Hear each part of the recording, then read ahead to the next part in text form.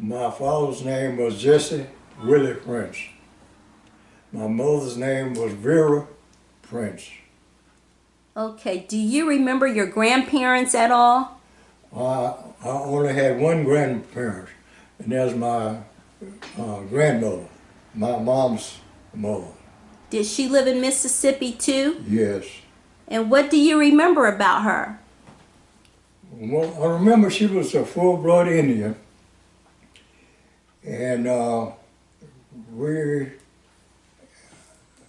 about 5 or 6, maybe 6 years, maybe 8 or 10 years, she almost stayed with us. If she didn't stay with us, she moved in the same neighborhood we was in. And with the remains of her other children. And my mom had, they said it was 11 girls and 1 boy in my mom's family. And I only saw 7 of them. And the others I never even knew, never heard of them until we have a family gathering. Like well, they didn't call them family reunion, they called them family gatherings. And every did I tell you her name? Her name was Estelle Gibson. This your grandma? My grandmother was named Estelle Gibson. And I never knew any of her other, I never knew there was any other brothers or any other boys. Oh yeah, it was, 1 boy. 11 girls and 1 boy. And his name was Travis. And from then on, we moved around so much, it was hard to keep in touch with the rest of the family. Mm-hmm. But when we did find out where everybody lived, every so often everybody would meet at my dad's house, like a family reunion. And I mean everybody, relatives and non-relatives. And we would have what you call a picnic or whatever. And they were so glad to see one another when they wouldn't want to leave, they'd start crying, and some of them started fighting because they didn't want to go, and some of them would fight because they had to go. And my daddy was he was really a role model. He was one of the meanest men that I would say in the state of Mississippi. But being nice, you couldn't beat him. Being I'll say a good Samaritan. He would take people food. He would give people. I remember one time my dad, it was a family member died in the family, and his name was. I only saw him once, and they called him Papa Doc.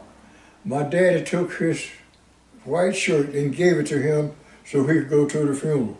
We never seen Uncle no more anymore. But he was just that kind of man. But he was the kind of man you didn't cross him.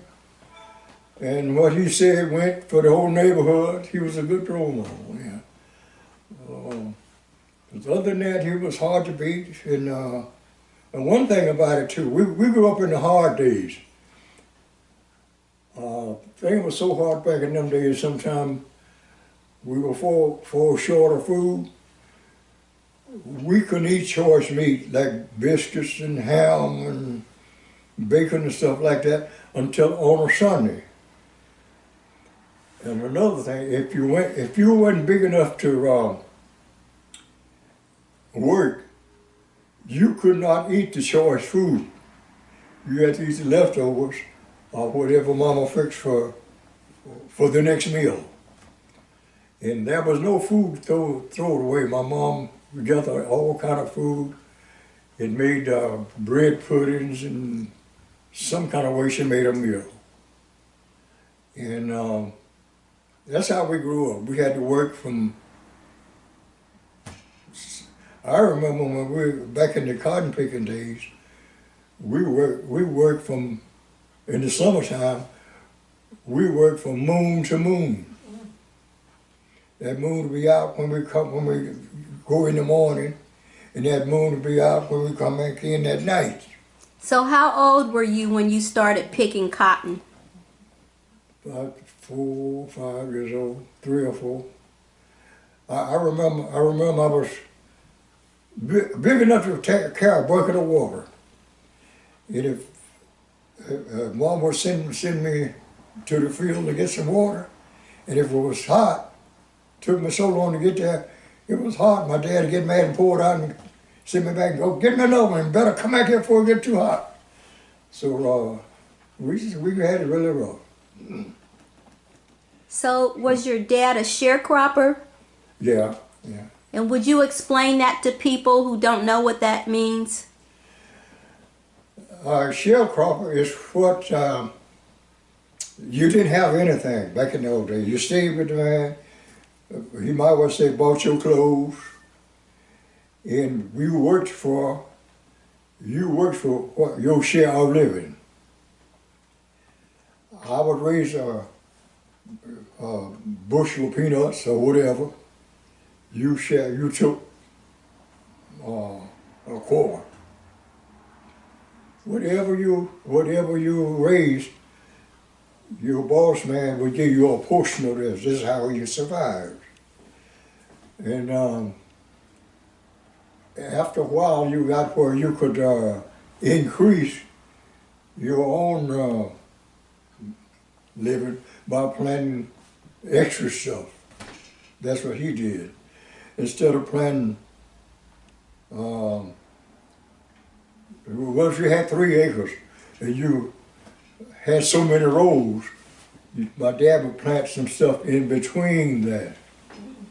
So he would have his share, and would be more. And another thing, too, out of all the troubles and tribulation we went through, if we went hungry, it was because there wasn't nothing out there. My daddy was, I don't know what you want to call him, a hustler, whatever.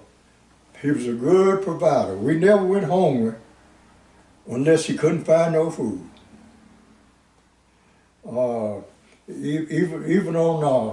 Even on holidays, there was very few people that back in those days celebrate holidays.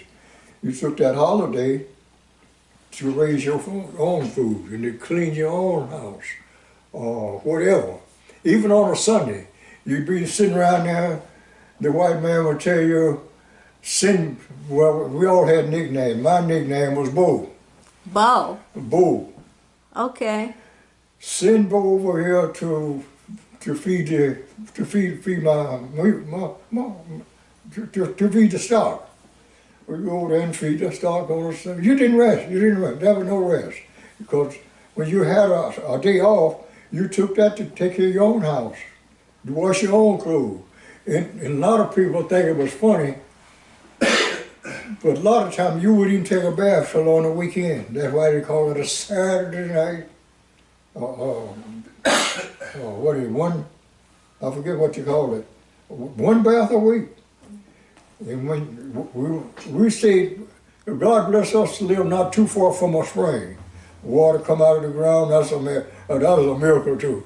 Fresh cold water, oh my, you couldn't beat it.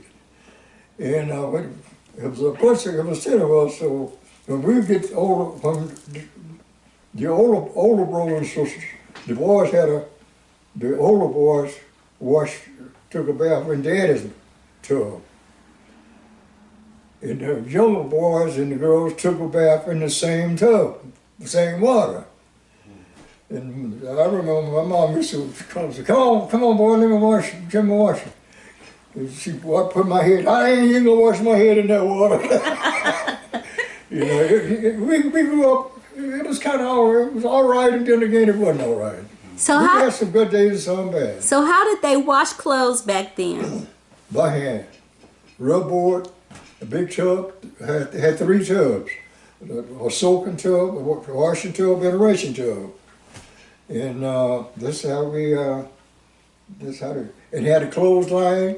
You hung clothesline to dry the clothes on the fence row. And on the fence row side there we had peas growing up side there. Peas and flowers on the flower bed. But we had some good days and some bad.